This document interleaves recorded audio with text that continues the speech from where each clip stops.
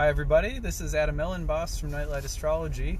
It's Sunday, I think it's February 17th, but I'm not sure because I'm in my car driving right now, and I can't remember the date. So at any rate, there are a stack of questions in my YouTube Q&A folder, and I thought I'd take a few minutes to address some of those questions because I'm stuck in an awful traffic jam that appears to be, looks like I'm going to be stuck in this thing for like 30 to 40 more minutes. So I was like, you know what? I might as well get on top of the question and answer episode I've been meaning to do. And I know the questions already in my head. I've already been thinking about them and things like that. So you'll have to excuse me for not being able to offer a lot of eye contact. My eyes are on the road. But yeah, so I had a couple of questions come in that were really interesting. One of the questions was, two of them were sort of philosophical and one had to do with houses. So I'll start with the philosophical ones because I think that they're very interesting. Alex asked a question. Alex, if I remember correctly, this individual is a yoga instructor. And Alex had asked the question, do you ever get tired of looking at the transits every day? And as students of astrology, is there ever a time where it becomes a distraction, spiritually speaking, to be, always thinking about the future or always thinking about what's going to happen or whatever?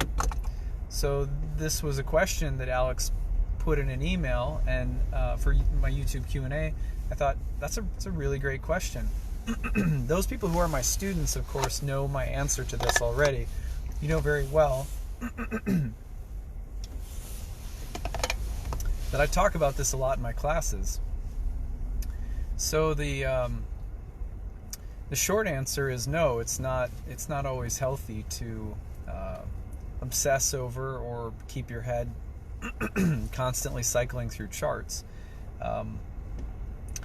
We have to get down to asking the question, what is astrology for? What does astrology do? Why are we doing this? And the basic answer for ancient philosophers had very little to do with prognostication and with our interest or investment in outcomes. The study of outcomes, sometimes in the Greek, the word that's used is apotelismatics. That's the study of outcomes. The study of outcomes was a part of a larger philosophical endeavor that was thought of in and of itself as a larger philosophical endeavor that was thought of as being you could lead the mind back to its divine origins by contemplating the cosmos and by contemplating the workings of fate and destiny. One would come to see the architect or the divine or supreme mind behind the cosmos or behind the material appearances and the fluctuations of the world. So that was really the goal of studying astrology. You can see this, for example, laid out very beautifully in the Hermetica. I've been doing a series on the Hermetica lately, and Hermes Trismegistus lays this out so nicely in the Hermetica that the true aim of the philosopher is contemplation of divinity, and that it's a devotional practice as much as it is an intellectual practice. So astrology, insofar as it allows us to contemplate divinity and the workings of divinity, helps us to deepen our spiritual lives. But of course, just like anything else, we're human. We're invested in outcomes in the material world. We're invested in sense pleasure. We're invested in the future. We have a vested interest in the past. And it's not altogether natural for all of us to, there's no jumping past where we are. You can't pretend to be more elevated in your consciousness than one really is. And so it's also natural to have some investment in what's going to happen. But the point of astrology, of course, is to help us, by having some understanding of what's going to happen, we become a student of our life, and that gives us some healthy reflective distance from all of the events of destiny or fate. So, Alex's original question is, is it ever time to step away from astrology? To me, this primarily, as an astrologer who sees clients every day, who has my head in charts and the planets every day, year round for, going on a decade now. For me, the major helpful moment that happened, I don't know, somewhere maybe around 4 or 5 years into doing it full time, especially when I started studying ancient astrology and really starting to understand the philosophical and contemplative practice of astrology, I noticed that it was very helpful to get my head out of my own birth chart. If you're someone who loves astrology and you're in it all the time, then the least we can do for ourselves is tone down the anxiety that we produce in our lives by obsessing about astrology in terms of our own birth chart. Because if astrology is a tool for self-interest, just, garden variety selfishness and just obsession with what's happening to me, it's all about me, that's not helping us from the spiritual standpoint, at least, of astrology that I practice. And so something that can really help everyone, and maybe this will help you, Alex, is to think that astrology is first and foremost about contemplation of the divine. And one of the symptoms of that is that you may continue to take interest in your chart, but it may not at all become the primary motivation, right? Astrology is not, obsessing over your own chart starts to fade in time if astrology is doing its spiritual work. That's my opinion. I've noticed that in my own life, that I know where the transits are in my chart, right? I'm not ignorant of them, and I'm not willfully ignoring them or trying to float above them or anything. But in the beginning, it was every day, well, how are these happening, and I'm writing about the transits every day, well, how is it impacting my chart? And then over time, I was just like, who cares? Stuff's gonna happen. Who cares? And the other thing that I found is that I like being surprised by the transits. I see the sky as something that's speaking to us, and it's hard to listen to somebody, even if it's the sky, something as abstract as the sky, I guess. It's hard to really listen if all you're thinking about is decoding what a person is saying in terms of your own selfish interest. It holds true in our conversations with one another, and I think it holds true in conversation with the sky. If you're talking to the sky every day and you're decoding for lots of people, writing posts and stuff like that, it's nice to also have space where the sky speaks to you, or you see it unfold and you're surprised by it. You know where the transits are, but you're not obsessing over how it's going to affect you or how it is or isn't going to play out, and then suddenly it plays out and you're like, wow, there's the symbolism, that's really beautiful. So having space to be surprised by the sky, I think, is a really important part of the practice. I think so. To close this comments for you, Alex, I think taking time and space away from the self-interest of astrology to make sure that the practice is a contemplative and devotional contemplative and devotional practice. And you'll notice that the fruits of astrology, the astrology tree will start to bear fruit in your life, especially when it's something that you're interested in a general way, like you're beholding something, and your own self-interest in your own chart drops away at least a little bit, I think. So that's my answer for Alex.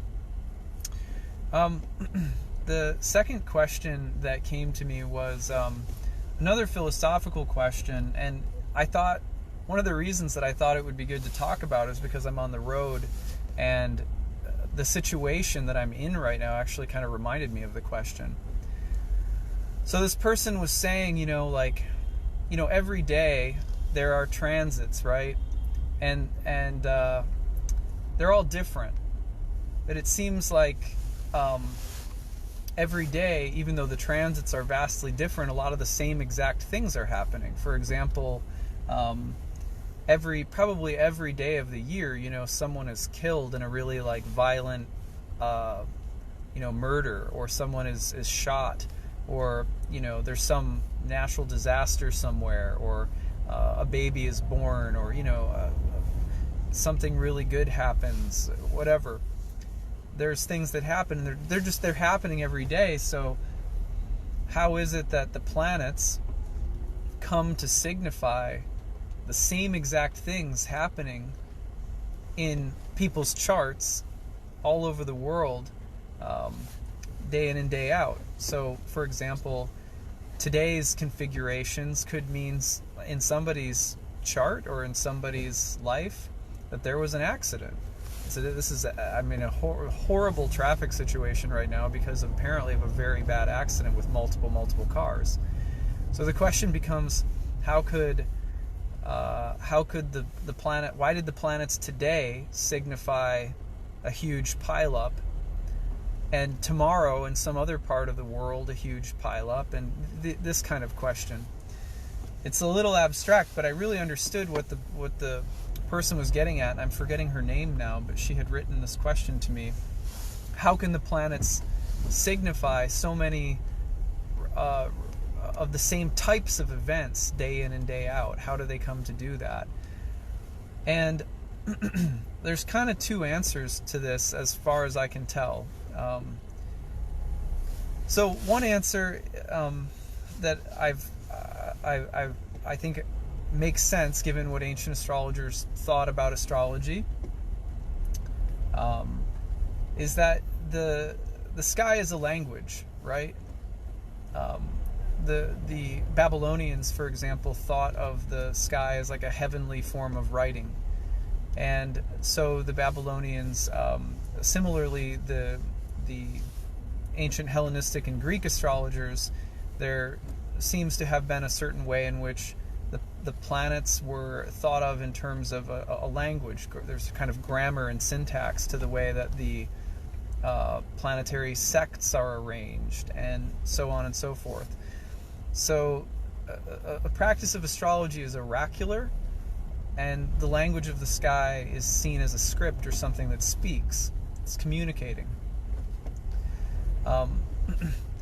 So you just have to imagine that the intelligence that you're approaching for the sake of doing a reading of any kind, right, is, first of all, we imagine that it's divine, right? So we say, okay, well, that voice that can address whatever question I bring to the table as an astrologer or as someone, who's casting a chart or whatever, is omniscient, meaning it's all-knowing. It sees, it has all knowledge and all information.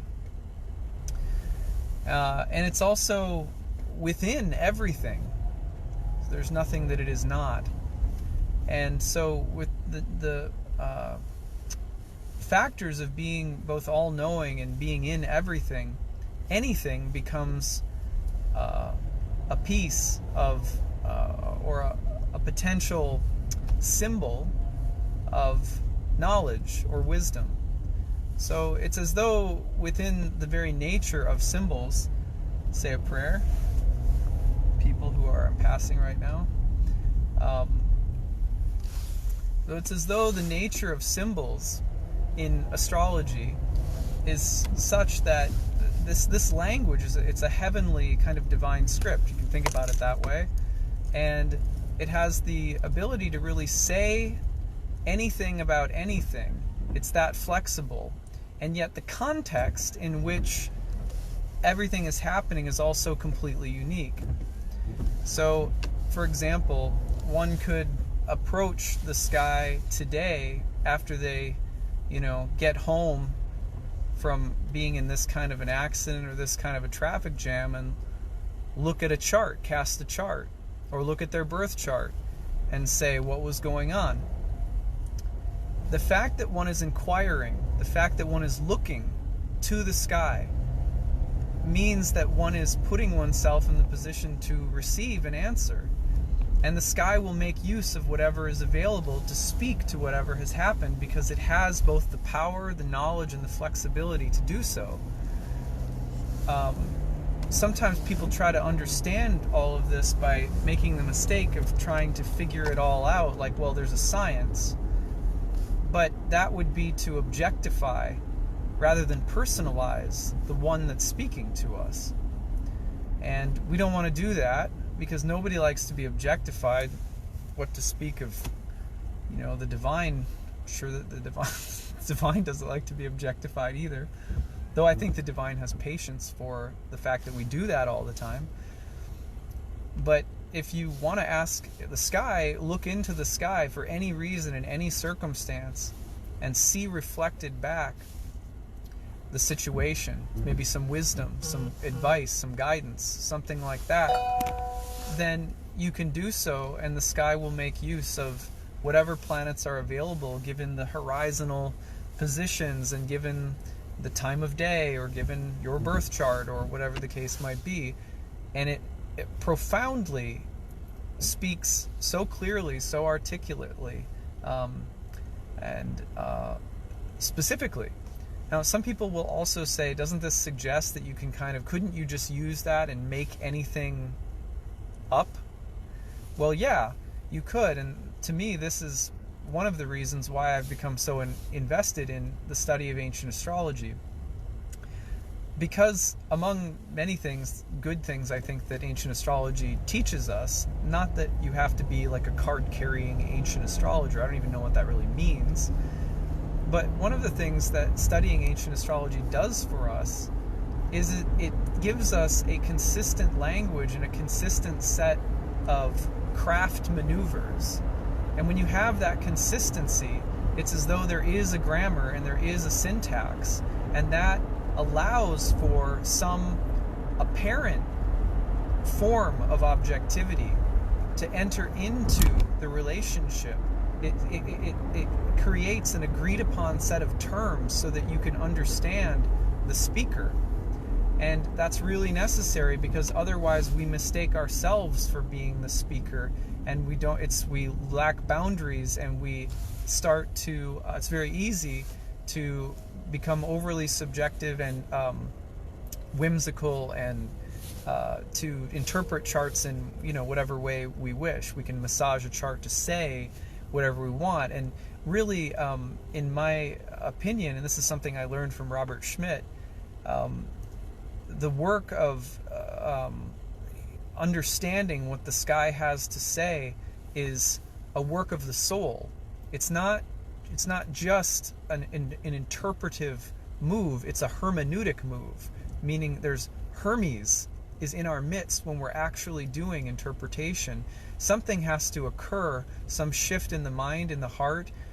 We use the skill, we use the craft consistently, so we have something of a nomenclature, but then the sky starts speaking, and it speaks in a way that's intelligible, and it starts. You can tell that it's real because it uses, and it starts teaching you how to use the rules that you've learned. And that's a unique thing that is it's also very much of the nature of Hermes, which is, of course, where we say astrology comes from. So at any rate, I hope that gives something of an answer to another great philosophical question about why planets can signify so many different but similar things in different contexts. So for some people tonight, if they were to go home and flip open a chart, their own birth chart, Neptune might be the signifier of that traffic jam. For others, it might be Mars. It's not because there is no objectivity whatsoever. It's because the speaker and the listener are in a personal and dynamic situation together, and there will be demonstration of consistent kind of, again, like grammar and syntax that will appear if you stick with it and really try to learn and understand the language. So at any rate, that's pretty common too in terms of how all systems of divination work. That kind of exchange is really common. So the final question that came in was a question about the fourth house. This person wanted to know if I could expand upon the topics of the fourth house, or anything. I gotta see if I can get over here. So they wanted to know about the fourth house or anything related to the fourth house that might help them have a deeper grasp on it outside of the kind of mundane topics, for example, of home and family. So I said, okay, that's another really good question. I love talking about houses, as anyone who's taken my classes knows. And the houses are a really beautiful topic. It's very important to go beyond a list of topics with the houses. Sorry you can't see me at all now. I'm in kind of a dark stretch. But, so, if you only understand the houses in terms of a list of topics, right? Like, oh, fourth house is parents and land and property, or something like that, or family. It won't take you very far because, again, remember that the sky is it's just like a conversation with a person.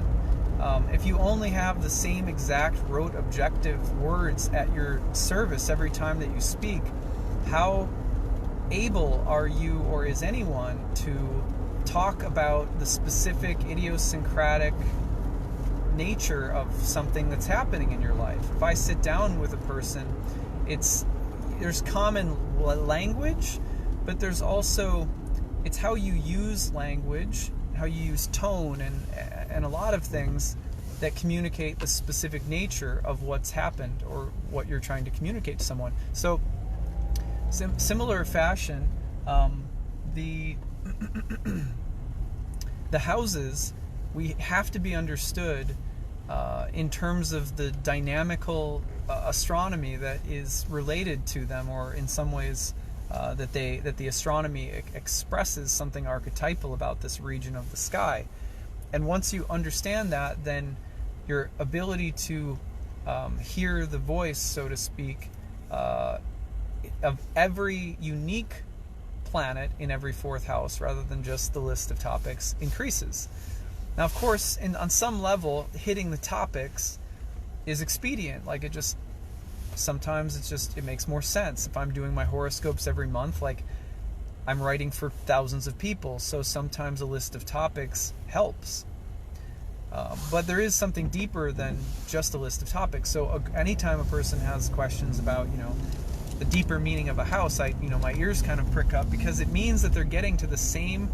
You're getting somewhere if you're frustrated with a list of topics or cliches. You're getting somewhere if you feel like you've memorized everything that there is to say, or you've regurgitated everything that some other astrologer has to say, and myself included, and you're feeling like there's still something missing. You should feel like there's still something missing, because these places are alive. Do you think you or I, for example, could ever have the last word on each other? Is there some way that we could finally understand one another? No. That's because relationships that we have, every relationship is eternal. It goes on and on and on. So if you feel like you can't get to the bottom of something in astrology, it's a good sign. It's not a sign that there's some problem with astrology not being, solid enough, or it's not. I mean, sometimes astrology is maddening, but it's a good sign if you're reaching a place where you say, I thought I kind of knew about that house, but now I don't really feel like I know. That happens to me so many times in my practice, because you'll wear out what you know about something, and then you have to get to know it again. And that's true in all relationships. So again, just a preface for talking about the fourth house. But what is the fourth house really about? Well, remember that planets this is the like the anti-culmination point, the lower mid-heaven. This is the place that planets get to when they've risen from the deepest point, the fourth house, fourth whole sign house, or the IC sometimes, both degrees associated with the same house and degree associated with the same symbolism. Get to the lowest point, you start to rise again. So it's the end and it's the beginning. So for ancient astrologers, there's lots of cryptic things that are said that give us lots of interesting hints. For example, Manilius refers to this fourth house as the eternal base of the chart. It's not, I don't think it's the exact language that he uses, but it's like the eternal resting place and foundation of the wheel. And so as a result, this place has this connotation of being about the mysteries, about eternity, about things that are not easily understood, about beginnings and endings, about it's sometimes called the resting place. It's the grave. It's things that are buried below the earth. It's the underworld. It has all of those connotations, and because it's the source from which everything comes and to which everything returns, it is also associated with not only the grave, but also with fathers. The plight and karma of fathers is something Manilius also mentions. The reason that he mentions this is quite simple. In just a very basic sort of anatomical sense, the sexual seed of life comes from the male organ, and so that hidden source. There's a joke that sometimes is made, like, when you come into this world, you have a pretty good idea of who your mother is, but you may have to ask who your father is. Liz Green also used to comment on this when she wrote very adamantly that the fourth house should still be considered in relation to the father, not the mother. There's other reasons why we should probably consider the fourth house as the mother, but I won't go into those. But the fourth house sometimes related to the father. It's not because of patriarchy. It's because the idea of the hidden seed, the seed that is less visible in some ways, but it's where we come from. So that's kind of an anatomical sex connection in some ways, symbolically. But it's also, in a more general sense, parents or our parents, whoever parents us, because it has this domestic feeling of where you come from and where you return to. Like right now, I'm returning home. I'm trying to get home anyway, right? So home in the resting place.